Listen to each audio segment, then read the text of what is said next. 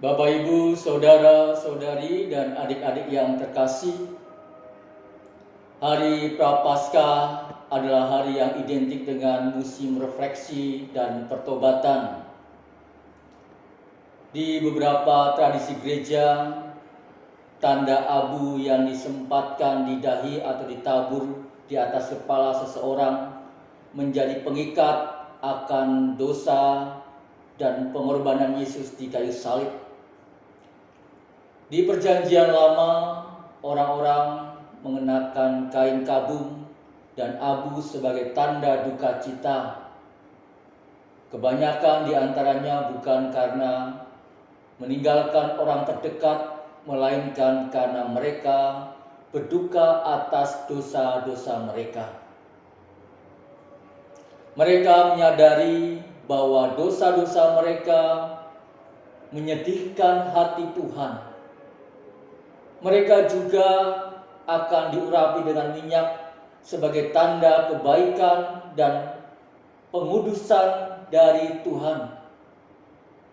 Dengan meratap dan diurapi dengan minyak membuat mereka kembali layak di hadapan Tuhan. Ini adalah dua tindakan yang harus dilakukan orang-orang di zaman Alkitab untuk meminta pengampunan dari Tuhan.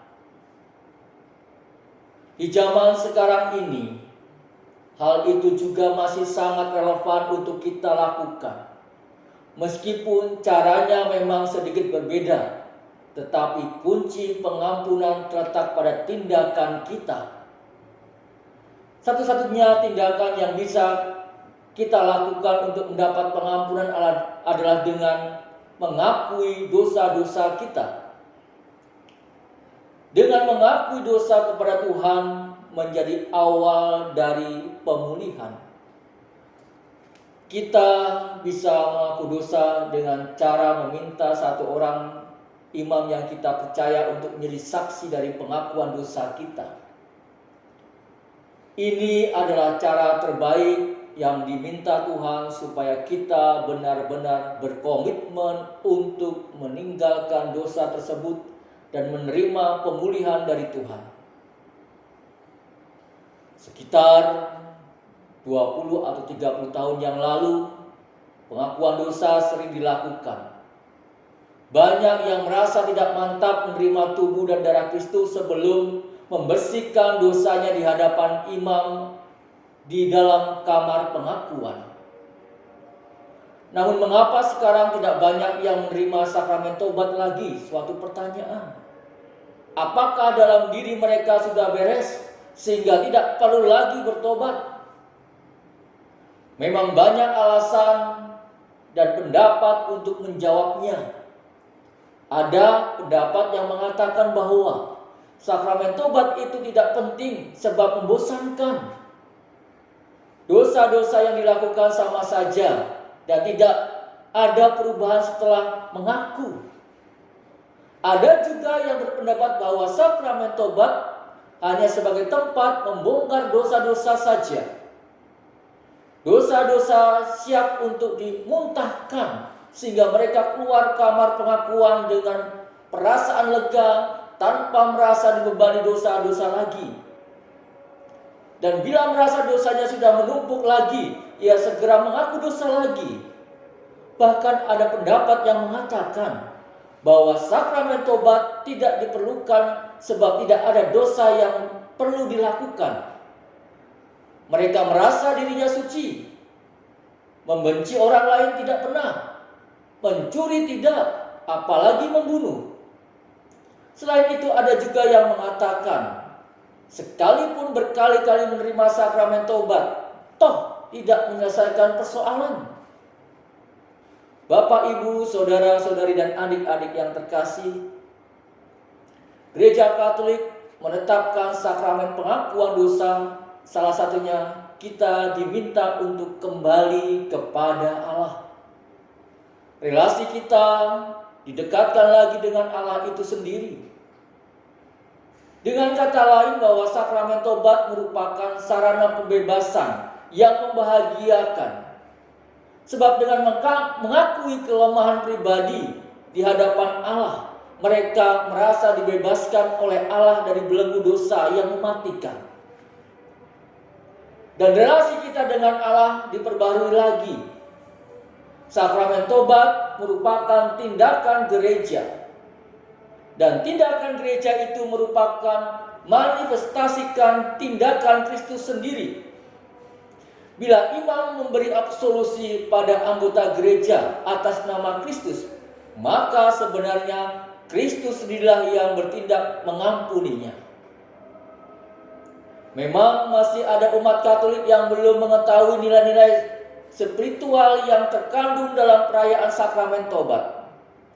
Karena jarang sekali ditemukan umat Allah yang memiliki pandangan yang luas dan yang dengan setia melakukan praktek pengakuan dosa dengan motivasi dan penghayatan imannya yang murni. Maka perlu dan bahkan sangat mendesaklah menemukan kembali dalam rangka pembinaan rohani keindahan dan kegembiraan sakramen tobat. Dalam masa Prapaskah ini, yang merupakan masa pertobatan gereja-gereja Katolik menyediakan jadwal khusus untuk penerimaan sakramen tobat dan mengajak umat-umat Katolik sekalian menggunakan momen tersebut untuk pengakuan dosanya. Tidak terkecuali tentunya di gereja paroki Hati Yesus yang Maha Kudus Veteran, di mana paroki kita ini menjadwalkan penerimaan sakramen tobat pada hari Senin dan hari Selasa, yaitu tanggal 22 dan 23 Maret 2021 dan akan dilaksanakan pada pukul 17.30 WITA atau jam setengah 6 sore waktu Indonesia bagian tengah, yang akan dibuka dengan ibadat terlebih dahulu. Dan ibadat ini bertujuan membantu kita memeriksa batin kita sebelum menerima sakramen tobat secara pribadi. Dan sakramen tobat di paroki Hati Yesus yang Maha Kudus Veteran ini akan dilayani 4 imam. Bapak, Ibu, dan saudara-saudara terkasih dan adik-adik yang kami cintai, ketika kita mengaku dosa, kita datang kepada Sang Terang. Meskipun tidak semua dosa berani dilakukan, kita sudah datang kepada Kristus. Seperti anak yang hilang tidak pernah menyelesaikan pengakuan dosanya, namun ayahnya sudah mengampuninya. Kerahiman Allah tidak bisa diselami oleh pikiran manusia, karena itu merupakan sifat Allah yang Maha Kuasa. Namun kerahiman Allah dapat dirasakan dengan hati yang bertobat. Selamat melanjutkan masa Prapaskah dengan pertobatan yang sejati dan nikmati kemewahan cinta rasa kerahiman Allah melalui sakramen pertobatan. Tuhan memberkati kita semua.